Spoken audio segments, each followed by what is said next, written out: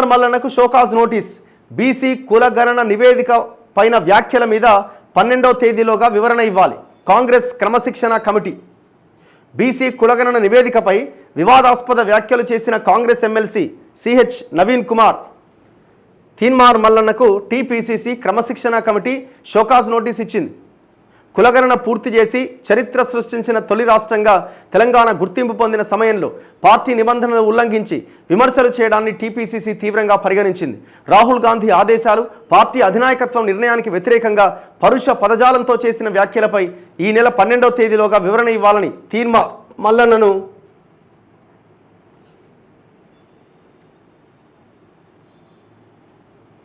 Teenmar మల్లన్నను ఆదేశిస్తూ TPCC క్రమశిక్షణ committee chairman Chinna Reddy show cause notice జారీ చేశారు. కులగణన నివేదికపై బీసీల మనోభావాలకు తూట్లు పొడిచేలా చేసిన వ్యాఖ్యలపై క్రమశిక్షణ కమిటీకి పార్టీ శ్రేణులతో పాటు ఓబీసీ సంఘాల నుంచి వచ్చిన ఫిర్యాదులను పరిగణలోకి తీసుకొని నోటీస్ జారీ చేస్తున్నట్టు చిన్నారెడ్డి స్పష్టం చేశారు. ఏ ఓబీసీ సంఘం ఇచ్చిందండి? ఏ ఓబీసీ సంఘం ఆయన మీద చర్యలు తీసుకోమని ఇచ్చింది? కులగణన నివేదిక పైన మంత్రివర్గంలో చర్చించిన తర్వాత 10% ముస్లిం వర్గాలతో కలిపి రాష్ట్రంలో 56% పైగా బీసీలు ఉన్నట్లు రేవంత్ రెడ్డి శాసనసభలో ప్రకటించారు. కాంగ్రెస్ ఎమ్మెల్సీగా బాధ్యతలు విస్మరించి పార్టీ ప్రయోజనాలకు విఘాతం కలిగించేలా మాట్లాడడాన్ని తీవ్రంగా పరిగణిస్తున్నట్లు ఆ షోకాజ్ నోటీసులో పేర్కొన్నారు. 12వ తేదీలోగా సరైన వివరణ అందించాలని, లేని పక్షంలో పార్టీ నిబంధనలకు అనుగుణంగా క్రమశిక్షణ చర్యలు తీసుకోవాల్సి వస్తుందని ఆ నోటీసులో స్పష్టం చేసిరట. ఇప్పుడు ఆయన ఏమన్నాడు? ఆ కులగణన రిపోర్ట్ తప్పు, ఇది తప్పుల తడక, ఇది బోగస్ అని ఆ కులగణన రిపోర్ట్ని తగలబెట్టిండు ఆయన ఛానల్లో. ఇప్పుడు ఓన్లీ తీన్మార్ మల్లన్న మాత్రమే దీన్ని తప్పుపడుతున్నాడా? వేరే ఎవరు తప్పుపట్టట్లేదా? దీన్ని ఒక్కసారి మనం గమనించాలి. నేను నిన్న అంటే ముఖ్యమంత్రి ఆన్సర్ చేయాలి, దీనికి కాంగ్రెస్ వాళ్ళు ఆన్సర్ చేయాలి.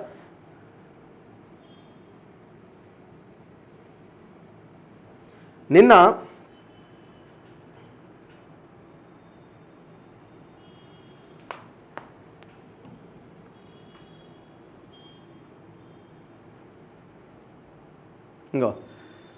బీసీ ఇంటలెక్చువల్స్ మీటింగ్ జరిగింది. ఈ బీసీ ఇంటలెక్చువల్స్ మీటింగ్లో కులగణన లెక్కల వెనుక బొక్కలు చీల్చి చెండాడుతున్న బీసీ మేధావులు. ఎవరి మేధావులంతా? ఈ మేధావులంతా ఎవరంటే కాంగ్రెస్ పార్టీ అధికారంలోకి రావడానికి వీళ్ళు కూడా కారణమయ్యారు. ఆనాడు బీసీ కులగణన విషయంలో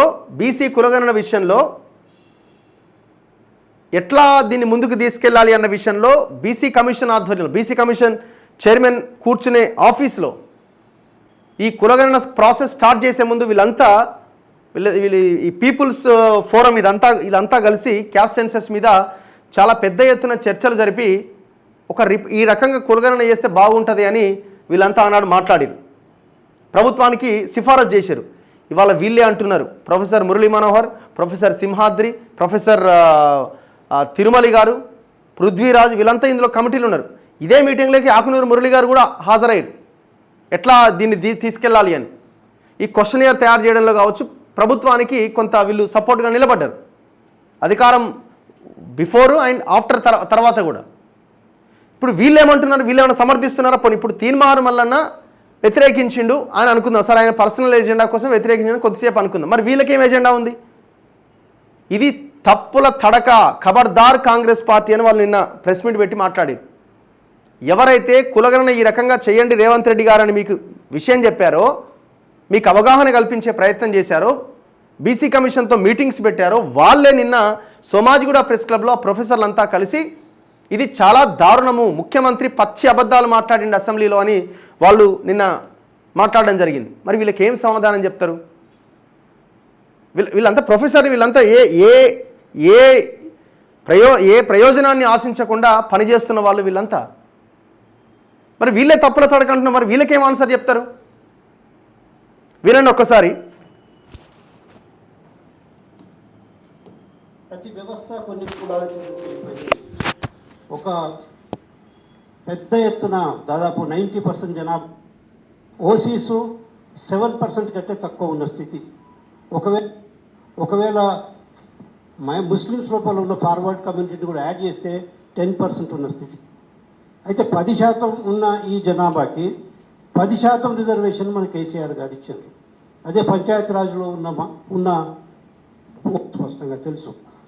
కాబట్టి ముఖ్యంగా ఈరోజు ఏదైతే లక్ష్యంతో కాస్ట్ సెన్సస్ ఈ రాష్ట్రం లోపల ఇనిషియేట్ చేసినారో, సామాజిక న్యాయం అనే లక్ష్యంతో ఇనిషియేట్ చేసిన కాస్ట్ సెన్సస్ అది సామాజిక న్యాయం కాకుండా సామాజిక న్యాయానికి విఘాతం కలిగించే ఈడబ్ల్యూఎస్ రిజర్వేషన్ కోసం ఈ సెన్సస్ చేసినట్టు మనకు స్పష్టంగా కనిపిస్తున్నది. అది దేశ స్థాయిలో బీజేపీ ఇనిషియేట్ చేసింది, రాష్ట్ర స్థాయిలో బీఆర్ఎస్ వాళ్ళు 10% ఈడబ్ల్యూఎస్ రిజర్వేషన్స్ ఈ రాష్ట్రంలో ఇచ్చిండ్రు. యాక్చువల్గా అది 10% వరకు ఇవ్వచ్చు, అంటే 2 ఇవ్వచ్చు, 3 ఇవ్వచ్చు, 5 ఇవ్వచ్చు, అసలు ఇవ్వకపోవచ్చు. కానీ ఆ రోజు ఉన్న జనాభా లెక్కల ప్రకారం, గత ప్రభుత్వం ముందున్న జనాభా లెక్కల ప్రకారం హిందూ ఓసీస్ 7% కంటే తక్కువ ఉన్న స్థితి. ఒకవేళ ముస్లిమ్స్ లోపల ఉన్న ఫార్వర్డ్ కమ్యూనిటీని కూడా యాడ్ చేస్తే 10% ఉన్న స్థితి. అయితే 10% ఉన్న ఈ జనాభాకి 10% రిజర్వేషన్ మన కేసీఆర్ గారు ఇచ్చారు. కంటే తక్కువ ఉన్న హిందూ ఓసీస్ని కలిపి 21% అని చెప్పిండ్రు. ఈరోజు ఆ మన ముఖ్యమంత్రి గారు ఏం మాట్లాడుతున్నారు? ఆ ప్రభుత్వం 21 ఓసీ ఉందని చెప్తున్నాడు. మరి మైనారిటీస్లో ఉన్న 13% ముస్లింలు ఉంటే అందులో 10% ఓబీసీ ముస్లిమ్స్ ఉన్నారు.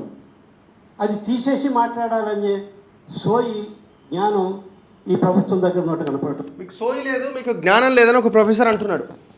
ఈ ముఖ్యమంత్రి అసెంబ్లీలో సోయి లేని, జ్ఞానం లేని మాటలు మాట్లాడిన ఒక ప్రొఫెసర్ సింహాద్రి గారు నిన్న ప్రెస్ మీట్లో చెప్పడం జరిగింది. అందరూ ప్రొఫెసర్ మురళీ మనోహర్ గారు ఆయన కూడా అదే చెప్తున్నారు. ప్రభుత్వానికి అపోజిషన్ పార్టీస్కు తప్పనిసరిగా సమాధానాలు చెప్పే స్థితిలో ఉంది. వీళ్ళు ఆ అగ్రకుల ఆధిపత్య రాజకీయ పార్టీలు అనేవి తెలంగాణలో ఏమి చేయవు. బీజేపీ తెలంగాణ అసెంబ్లీలో ఎందుకు ఫెయిల్ అయిందంటే వాళ్ళు ఎలక్షన్లో సెన్సస్ చేయడానికి ఇష్టం లేదు. కోర్టులో ఛాలెంజ్ చేస్తే అసలు ఈ 50% క్యాప్ చేస్తారు. రాహుల్ గాంధీ వెంటబడితే స్టార్ట్ చేస్తారు. కాబట్టి ఇటువంటి దుర్మార్గమైన పరిస్థితిని ఈ ప్రభుత్వం ప్రజలను మభ్యపెట్టడానికి ప్రయత్నం చేసింది. దీన్ని తీవ్రంగా మేము ఖండిస్తున్నాం. ఫైనల్గా డెడికేటెడ్ కమిషన్ పొజిషన్ ఏంటో మనకు తెలియదు. టోటల్గా డెడికేటెడ్ కమిషన్ విషయంలో కానీ, కులగణన విషయంలో కానీ ప్రభుత్వానికి ఏమాత్రం ఇష్టం లేదు. అక్కడ వాళ్ళు హైకమాండ్ రాహుల్ గాంధీ చేయాలి అంటున్నారు కాబట్టి వీళ్ళు చేసిరు. మరి ఎట్లా చేయాలి దీన్ని? 10% ఈడబ్ల్యూఎస్ రిజర్వేషన్ ఎట్లా జస్టిఫికేషన్ దానికి ఇవ్వాలా? అంటే వీళ్ళ జనాభాని ఎక్కువ పెంచి చూపించాలి, బీసీల జనాభా తగ్గించాలి, ఎస్సీలకు తగ్గించాలి. అదే పని చేసిండు. సమగ్ర కుటుంబ సర్వేలో 1,84,00,000 ఉన్న బీసీలు రేవంత్ రెడ్డి సర్వేకి వచ్చేసరికి 1,64,00,000 తగ్గిపోతారు. మరి 20-21 లక్షల మంది ఎక్కడ పోయారు? మరి ఆ 1,84,00,000 ఆనాడే ఉంటే ఇవాళ 2 కోట్లు దాటాలి కదా. అంటే దాదాపు 30-40 లక్షల మంది లేకుండా తగ్గించారు కదా జనాభాని. ఏమనంటే ఆ రిపోర్ట్ తప్పు, దానికి ఏమైనా ప్రామాణికం ఉందా, దానికి ఏమైనా అథెంటికేషన్ ఉందా, నేను జీవో తీసుకొచ్చిరా, అది ఏమైనా చట్టమా అని మాట్లాడుతున్నారు. చలో అది చట్టంగా అదేం కాదు కదా. మరి చలో దాన్ని పబ్లిక్ డొమైన్లో పెట్టండి. ఎందుకు డిలీట్ చేసిరు మీరు పబ్లిక్ డొమైన్ నుంచి? ఆనాడు పెట్టలేదు, ఇప్పుడు పెట్టండి. ఆ వెబ్సైట్ నుంచి ఎందుకు డిలీట్ చేసిరు? ఈ చర్చ స్టార్ట్ కాగానే డిలీట్ చేసిరు దాన్ని. మరి వీళ్ళు మాట్లాడేది ఏంది? ఇప్పుడు వీళ్ళు మాట్లాడేదే తీన్మార్ మల్లన్న మాట్లాడుతుంది కదా. వాళ్ళ పొలిటికల్ లైన్ ఏంది, వాళ్ళు ఏ పార్టీ అని పక్కన పెట్టండి.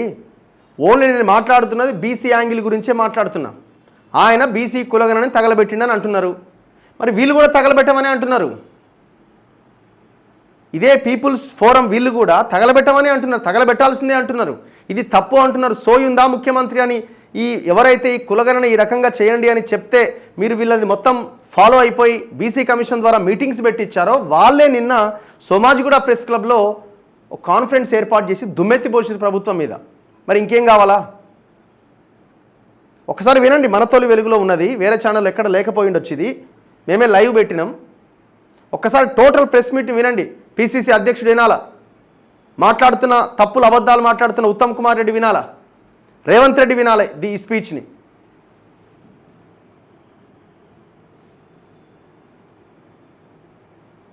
ఇప్పుడు ఆయన మీద ఏం చేసిరు? వేట్ వేసిరు. వేట్ అంటే అదే షోకాజ్ నోటీస్ ఇచ్చిరు. ఒకవేళ 12వ తేదీలోగా వివరణ ఇవ్వకపోతే మరి ఏం చేస్తారన్నది చూడాలి. చాలామంది అంటున్నారు ఇప్పుడు కోమటిరెడ్డి వెంకటరెడ్డి మాట్లాడిండు ఇంకో వీడియోలు పెడుతున్నారు ఏమని ఒక్కసారి ఈ బయట వినండి.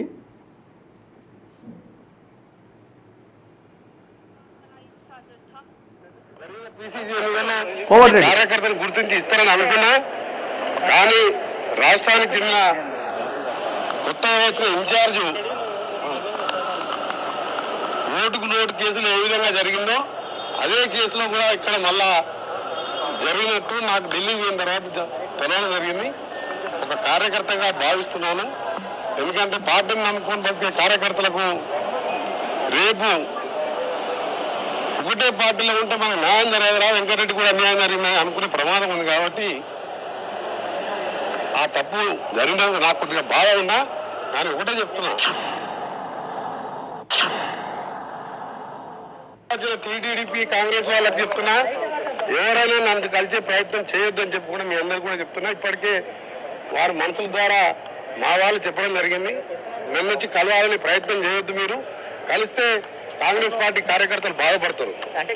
మీ ఎమ్మెల్యే వచ్చే వాళ్ళందరూ కూడా తెలుగుదేశం పార్టీ అయి ఉంటారు. రేపు గాంధీ భవన్ టీడీపీ ఆఫీస్గా మారిపోతుంది ఖాయం.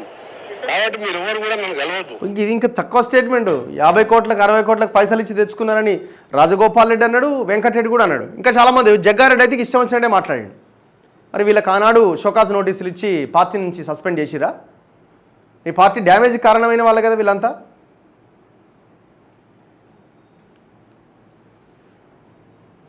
మీరు అందులో ఉన్న వాస్తవాలను పబ్లిక్ ముందు వచ్చి చర్చ పెట్టండి.